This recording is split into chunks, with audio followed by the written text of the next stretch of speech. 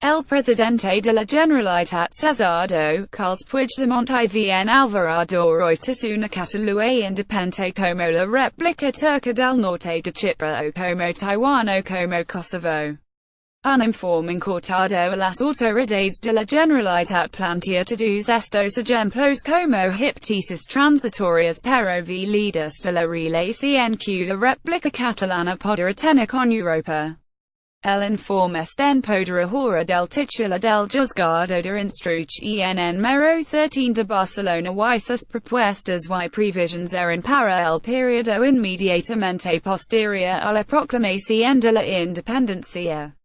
Bajo el título de independencia y asociación económica de Catalu y Europa escenarios y posibilidades el texto, al que ha tenido acceso el mundo, analiza desde el posicionamiento de Catalu dentro de la Unión Europea obviando su pertenencia al Estado al realizar las cuentas, hasta lo que iba a ocurrir con los mercados, con los empresarios y el resto de los países europeos una vez que el gobierno catalán hubiera realizado la proclamación.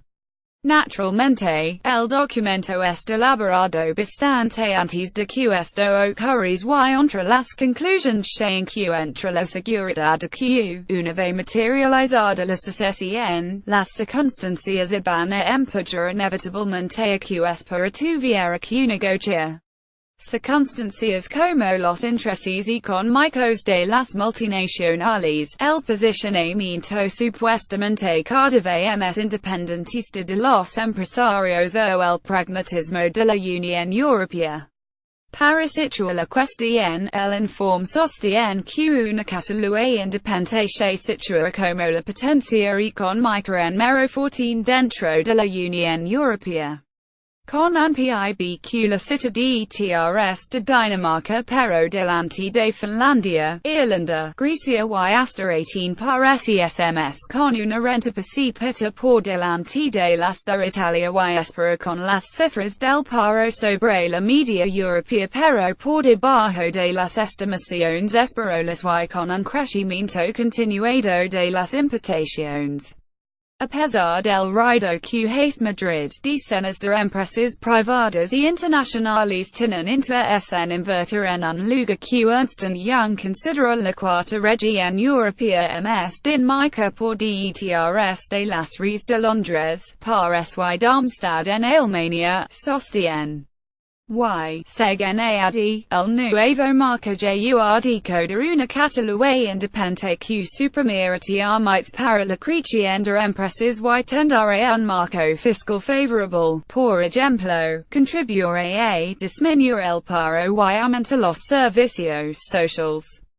A medio y largo plazo, la economía catalana se beneficiará, sostiene este documento, que pasará de tal a 3 escenarios tras la proclamación de la independencia. El caso de una Cataluña no reconocida como Estado ni por España ni por los miembros de la Unión Europea. El caso de una Cataluña reconocida por todo el mundo y el escenario en el que Cataluña no es reconocida como Estado por España pero es por algunos países europeos.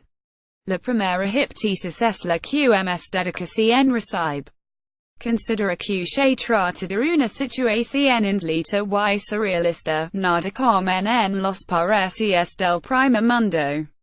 Tan poco frecuente que sostiene que una vez que las urnas se pronuncian SDIF que el Estado español continúa ignorando el clamor popular apoyándose en la Constitución española y en los jueces. Tan surrealista como que el no reconocimiento de una Catalu independiente por parte de España y del resto de los estados, hará que en una primera etapa temporal, dado que Catalu continuará siendo de la parte del Estado español, conserva el euro como moneda oficial, continuará con su representación en el Parlamento Europeo y resto de instituciones, y seguirá teniendo acceso a la financiación del Banco Central Europeo. En definitiva, el no reconocimiento implicará contar con las Ventajas de pertenecer al estado español mientras se afianzaban las estructuras de estado propias que antes o después obligaron a España y Europa a negociar.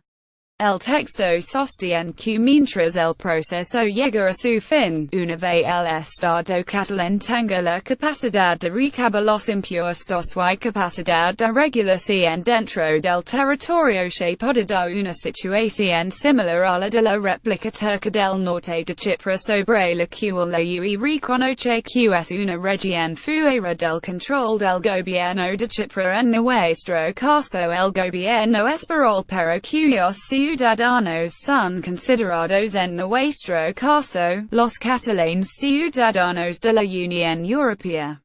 En el informe encargado a los miembros del gobierno catalán se realizan también similitudes con Taiwan, que ha logrado establecer acuerdos económicos con Europa pese a la presión china.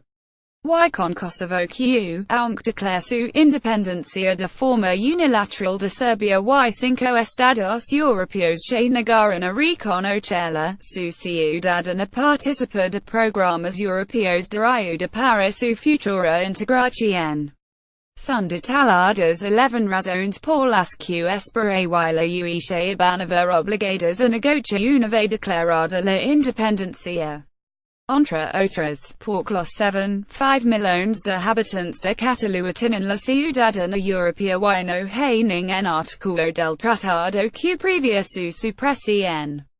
Porque Cataluña ya va por delante en el cumplimiento de los reglamentos europeos en todo tipo de aspectos. Porque es uno de los motores de Europa. Porque tiene un enclave geográfico estratégico, el más importante de la Europa mediterránea y también para los flujos comerciales con Asia, África y Sudamérica. Porque el sector empresarial catalán, a pesar de no haber estado a la cabeza del proceso soberanista, ha experimentado un cambio de mentalidad tras las reivindicaciones realizadas para un mejor trato fiscal por parte del Estado.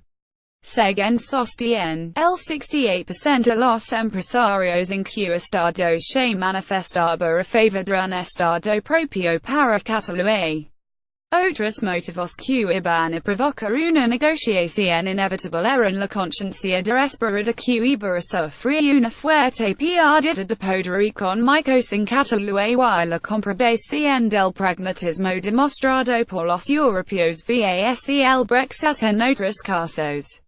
Aunque el texto, por si no fueran suficientes todos estos incentivos, propone establecer relaciones con entidades como la EFTA para ir realizando presión. La Generalitat reconoce dos grandes inconvenientes que las entidades de cesado iban a dejar de tener acceso a la financiación del Banco Central Europeo y que los activos financieros emitidos en Cataluña no podrán servir como garantía bancaria de las operaciones de cesado. La solución crea una entidad bancaria catalana que dará estabilidad al sistema financiero durante la transición y seguir con el euro para no aumentar la inestabilidad, como ha hecho Kosovo voluntariamente.